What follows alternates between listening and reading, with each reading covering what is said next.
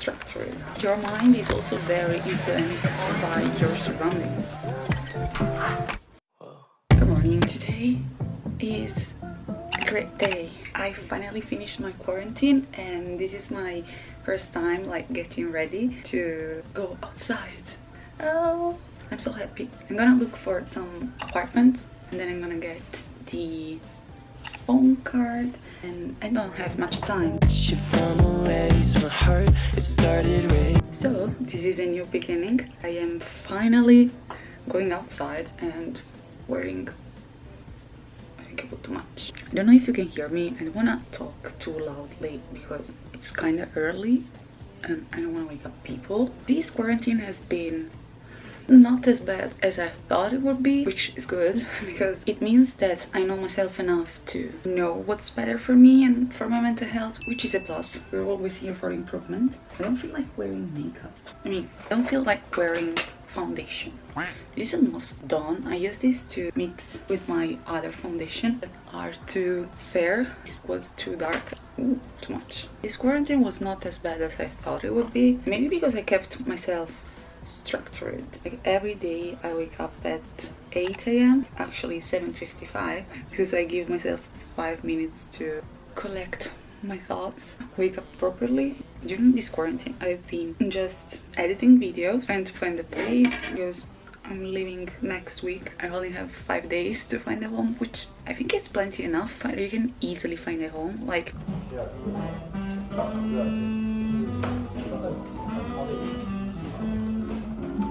people sign contracts within a day, like in New York, I guess. It shouldn't be hard. One thing I realized during this quarantine, that it's a very weird moment to live. I moved in a completely different country, but because I was still home, felt weird. I was dealing with Korean stuff because I was in Korean, but at the same time, I feel like I didn't talk like to anyone at all because I didn't. It feels like you are living not fully. I don't know, you're in your own bubble, but at the same time you're part of something, and you're something very small, part of something very big, but you don't interact. It feels like one of those dystopian movies or a Black Mirror episode, but it's reality. I had some time to reflect on myself and on all the things I want to do with my life, because my life is here now, which is still feels unreal to say. Yeah, because I haven't been touching like my life, the possibilities I have yet.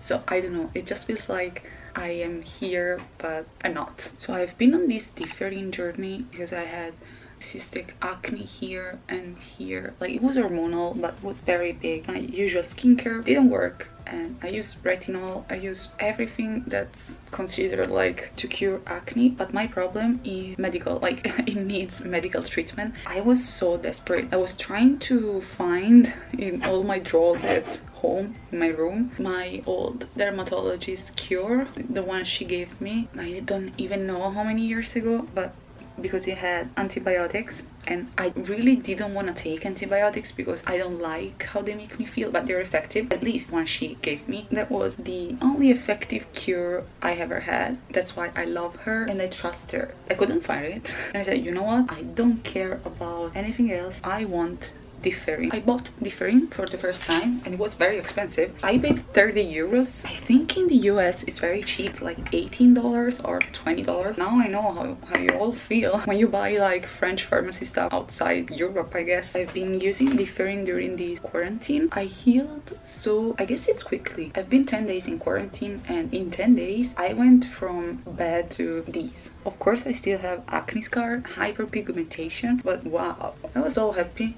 to finally find something that works. I totally get it. It's something medical, it works. You don't need 40 different products, which I wasn't using, but still I feel better now. I didn't take any antibiotics, but it dried my skin so much. I already have dry and dehydrated skin. It made everything worse. I usually do two different skincare routine for day and night. On nighttime I tend to pack on more stuff. I had to do the same routine for night and morning. I still have some very dry spots, my eyelids. I don't think you can see it from the camera. It's very dry. like extremely dry. Before I realized that I needed to change my skincare routine, I started peeling here where I was putting Differin, and I thought, oh no, this is not good. But I'm good. I mean, just need to adjust to new things. Wow, my skin is definitely more even now. Is it weird that I never remember which side of my nose is? My face is very asymmetrical, and I have a bump here. I also have a bump here, right? And I try to even out things. Wow, this is the perfect shade. I don't know how much is worth working on my nose, considering that I'm wearing a mask and everything will come off. I think it's pointless. Oh, eyebrows. Ugh. I love eyebrows, but I hate doing that. I'm learning how to make my eyebrows more even. This is a new pencil from NYX. Just buy things and then I never wear makeup, so don't even open them. I use everything I have. So what I was saying, I've been trying to adjust to this new lifestyle. All my inside is screaming new life, get ready, but what I see with my eyes hasn't happened yet. It's like my guts are trying to say, brace yourself, a storm is coming. How do you say a storm in a good way? I just mean everything is changing. Practically, get ready. This is what you always wanted if you're about to get it. This is already much better. Still, it's not a level of skill I like, but this is so much better than I did last time. And I'm so proud. It's not possible. Is it me? Am I doing something good with my eyebrows? I think I am. Not bad. I think that's it. I think we're good. What time is it? Okay, I have enough time. Now that my quarantine is over and I could go anywhere, I find myself very self-conscious about going somewhere because I feel like a little spot in the city, you know, like the Google Maps. I mean, on one side, it's very liberating, but for some reason, it's also making me feel weird, like scared of taking some steps. I don't think it's something to worry about yet, even though I fear of doing things, basically going out by myself, fear of being by myself in a completely different place where I don't really speak much of the language. It still hasn't stopped me from going out, which is good. I am scared, not enough scared to block me. I want to level up my media presence. I noticed that even just being in another place, even though I said that still feels unreal, it's like I haven't really lived in this place, in this city yet. Even just being there made me do things that I would have procrastinated in Italy. Everything is in your mind. Your mind is also very influenced by your surroundings.